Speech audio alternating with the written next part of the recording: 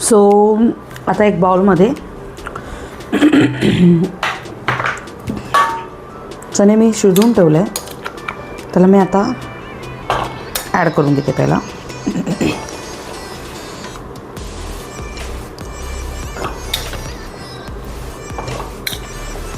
So add करून गेल्यानंतर आपल्याला आता त्याच्यात मी कांदा वगैरे वापरत नाही आहे. तुम्हाला हवं तर अद्रक थोडंसं किसून घेऊ शकतो, पण मला ती पण गरज नाही आहे.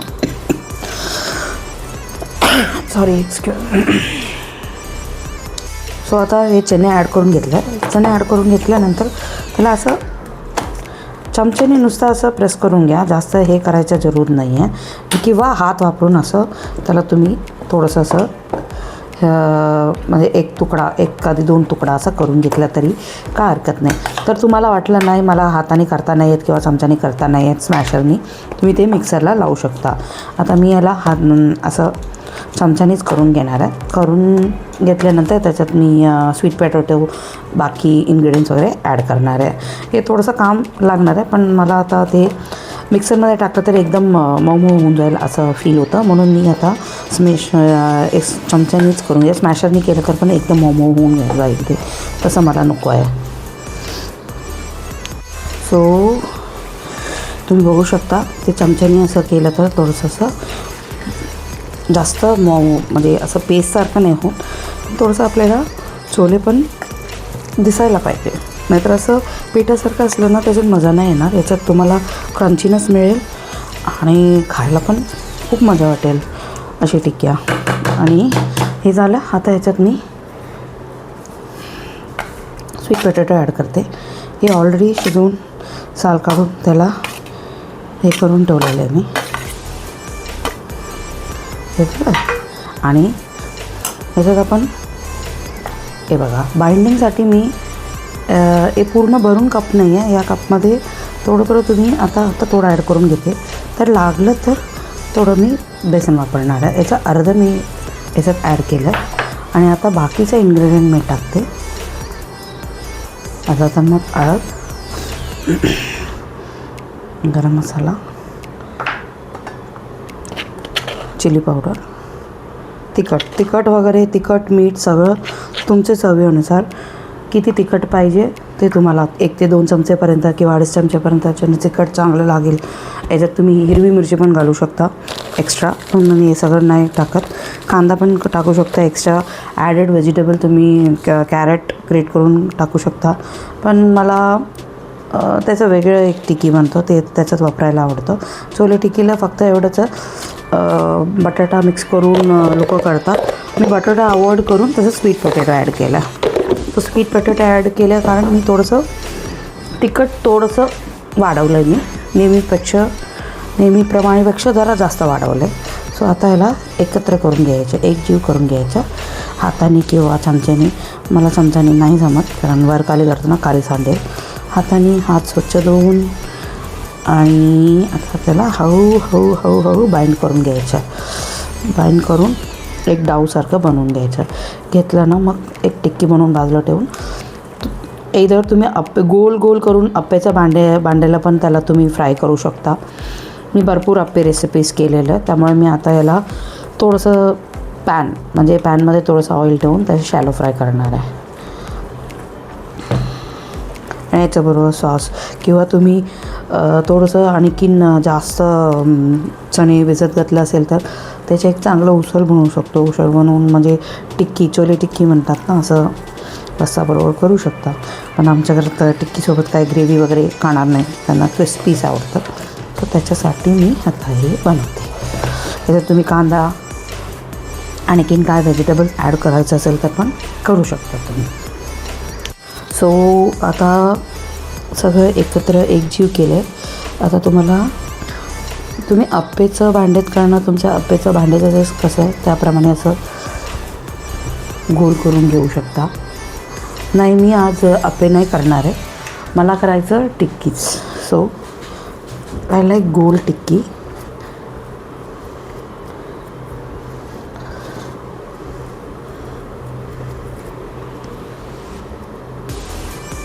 तुम्ही बघू शकता. असं तुम्ही गोल टिक्की बनवून घेऊ शकता. आणि हे मस्त व्यवस्थित क्रिस्पी पण होईल, कारण याच्यात बेसन ॲड केलं आहे आणि बटाटा आहे आणि व्यवस्थित आलं. काय पातळ बितळ नाही झालेलं पीठ. इन केस पातळ थोडं झालेलं तर तुम्ही बेसन ॲड करू शकता त्याच्यात. बेसन ॲड केलं तर त्याच्याप्रमाणे तुम्हाला मीठ आणि त्याचं तिखट ॲडजस्ट करावं लागेल, म्हणजे स्पायसेस ॲडजस्ट करावं लागेल तुम्हाला. सो असं साईजमध्ये बनवून घ्यायचं. आणखीन एक बनवून दाखवते. सो हे घेतलं, हातानेच बनवलं, बघू शकता. तसं मोठं पण नाही, छोटं पण नाही, खायला पण मजा वाटेल. जर मोठं बनवायचं, एनी शेप, हार्ट शेप तुमच्याकडे ते म्हणतात ना, काय म्हणतात, शेपर्स असलं तर, म्हणजे हार्ट शेप, रेक्टँगल, स्क्वेअर, जे काय स्टार शेप जसा पाहिजे तुम्ही तसा करू शकता. मला गोलच आवडतो, गोल शेप. सो असं एक 10 टिक्की बनवून घेणार मी पहिला, आणि तुम्हाला त्याचा फ्राय कशी करायची, शॅलो फ्राय, डीप फ्राय पण करू शकता, इट्स अप टू यू. मला शॅलो फ्राय आवडतो, जास्त तेल होणार नाही.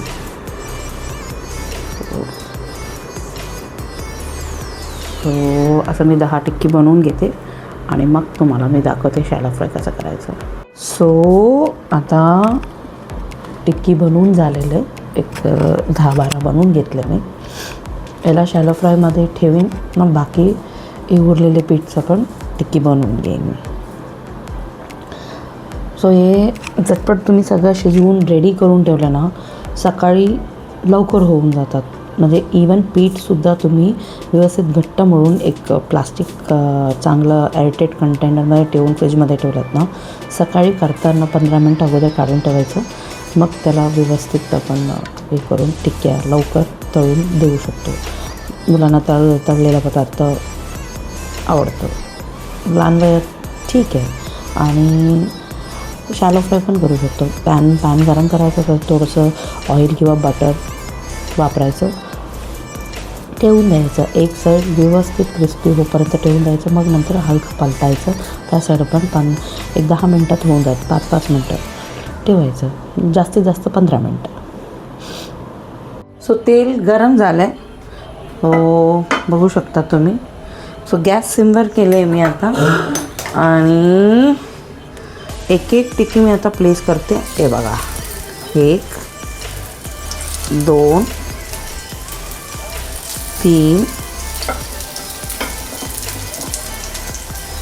4 5, आणि त्याला मी आता थोडंसं असं सरकून घेते.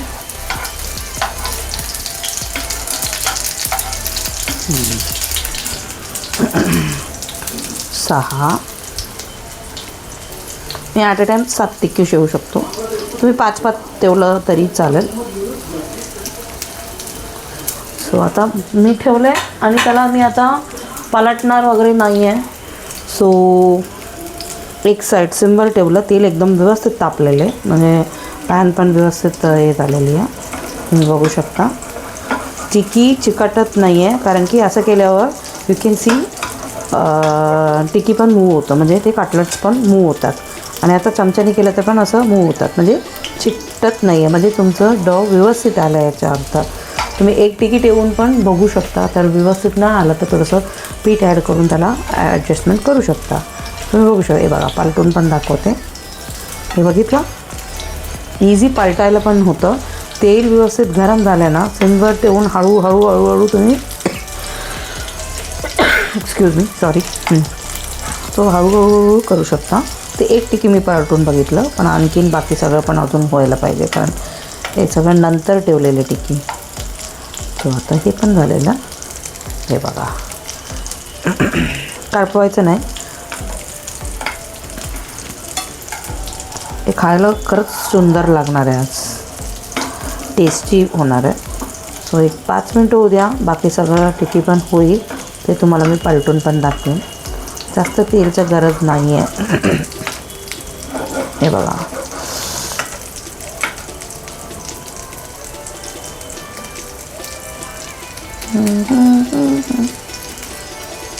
हरे कृष्ण महामंत्र लावला आहे मी. मला आवडतो 24 तास आमच्याकडे महामंत्र चालू असतो किचनमध्ये. सो हे पण पलटलं आहे मी.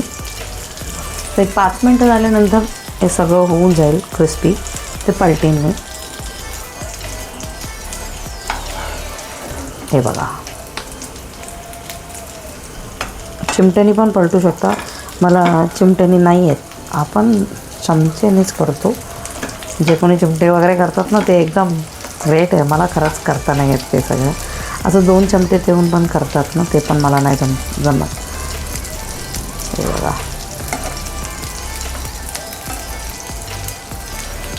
अशा प्रकारे मी सगळे टिके पलटून झाले. दुसरा साईड हे करायला घेतलं मी. का सारखं सारखं हलवून बघते खाली चिकटत नाही आहे ना. नाही चिकटत म्हणजे आपला डॉ व्यवस्थित आहे आणि टिक्की पण एकदम क्रिस्पी मस्त छान येणार आहे.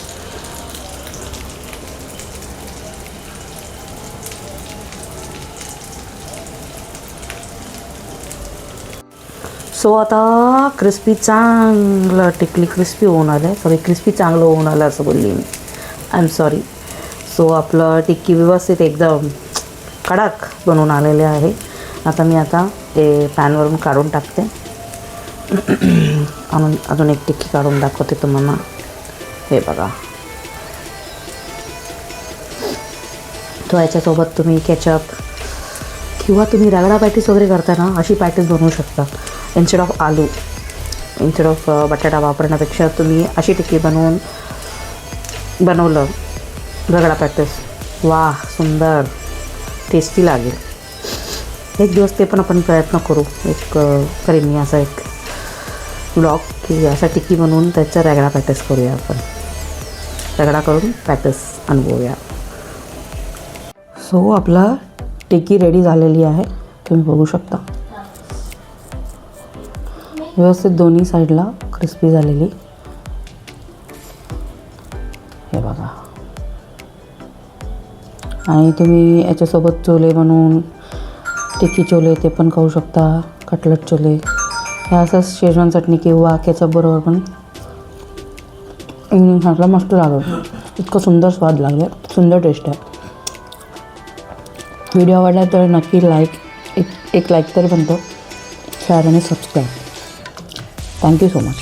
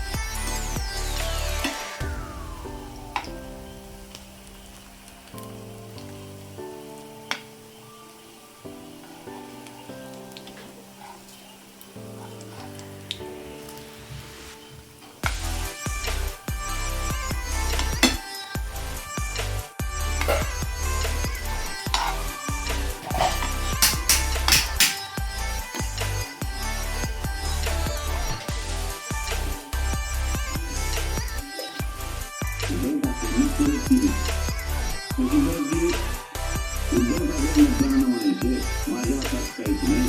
मतदारांनी उद्धव ठाकरेंना सांगितलं माझ्या हातात काहीच नाही, माझे हात रिकामे आहेत, आम्ही तुम्हाला काय देऊ शकतो, काहीच देऊ शकत नाही, म्हणून तर फक्त 8 नगराध्यक्ष आले.